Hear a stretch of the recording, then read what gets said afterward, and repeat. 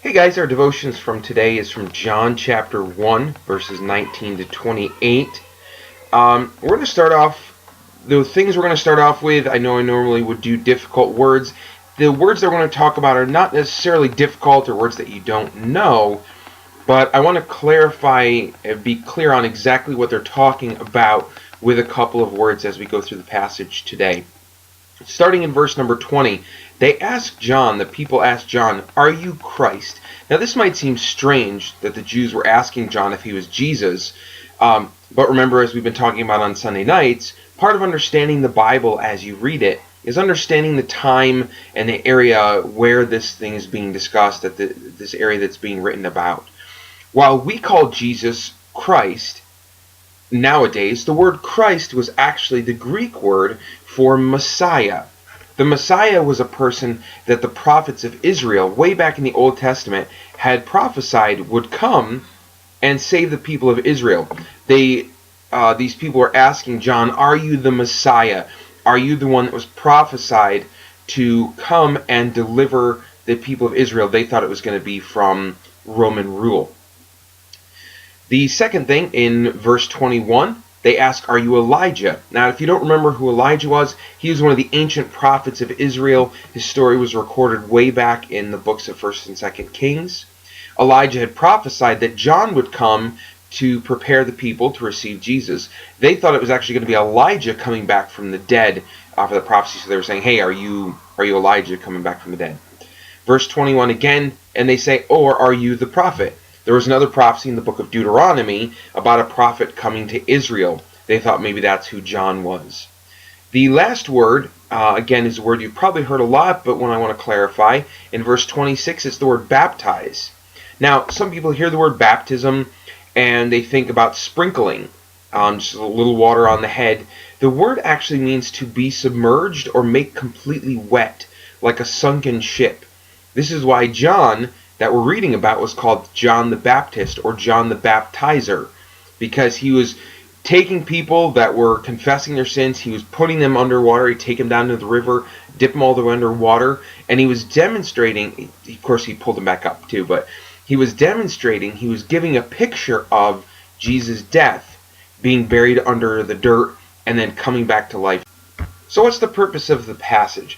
It starts off with a group of people, religious leaders. It says priests and Levites. Those were the guys that worked in the church. They were sent out to talk with John the Baptist. He'd been doing a lot of preaching, saying things that were different than what the Jewish leaders were teaching the people at that time. And frankly, he seemed a little crazy. He wore clothes made out of camel skins. He ate grasshoppers and wild honey. So the religious leaders, they're checking up on him because people were really starting to listen to John and they were really starting to follow him. So the religious leaders, they meet with John. Their first question is, "Hey, who are you?" Now, John knew what they were thinking, so he says, "Well, I'm not Christ, the Messiah, the Savior of the Israelite people, if that's what you're thinking." So they're like, "Oh, okay." So obviously, that is what they were thinking. So they tried another one. They threw another one out there. "Are you Elijah come back from the dead?" Nope. He says, "Try again. Maybe, are you the prophet?" Strike three. John says, "I'm not any of those people." So they say, "Okay, well, who are you then? We've been sent, there's some people that have sent us, and they want to know who you are. We can't go back to them without an answer." So John responds, and he quotes from the book of Isaiah, again, back in the Old Testament, just after the books of Psalms and Proverbs. This prophet Isaiah, he says, he prophesied John coming and preparing the world to receive Jesus. He said, and this is what John says, "I am the voice of one crying, yelling in the wilderness, prepare the way of the Lord," trying to get people to recognize that Jesus was going to be coming, helping them to prepare themselves to receive Jesus and the salvation that he was going to bring. So they said, "Well, if you're not the Messiah, you're not Elijah, you're not that other prophet, you're just some guy, why are you baptizing people?" So John said, "Well, listen, I might be baptizing people, but it's not about me. I'm not baptizing them for me. I'm simply preparing the world to receive someone that's way more important than me." He says, Jesus, of course, he's talking about, he's so important, he's so amazing, I'm not even worthy to untie his shoes. So what is the point of this passage? What does it have to do with us? Well, by this point, John the Baptist was a pretty popular guy. He might have looked a little crazy. He was doing things a little weird. He had attracted a lot of attention.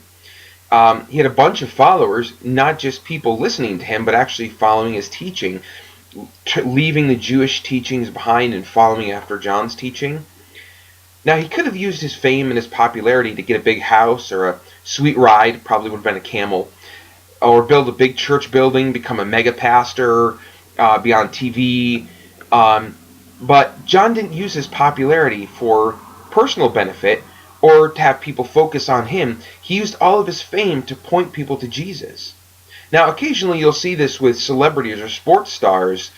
When they're interviewed, they use the opportunity to point people to Jesus. I want to thank God. I want to thank Jesus for for everything that he's done for me, because without him I wouldn't be able to be in the place that I'm in right now.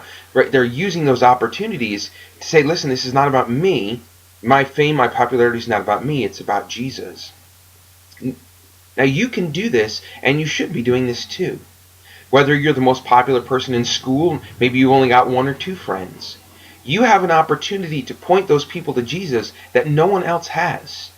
If I showed up in your school, just wandered around and found one of your friends and started talking to them about Jesus, I was like, hey, you want to read this book I've got? And they'd probably be like, all right, get out of here, creeper.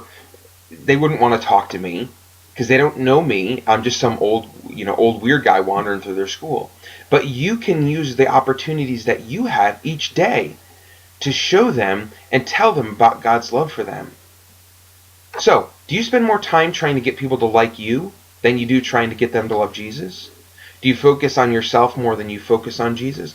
Pray this week and ask God to help you find opportunities to point your friends to Jesus.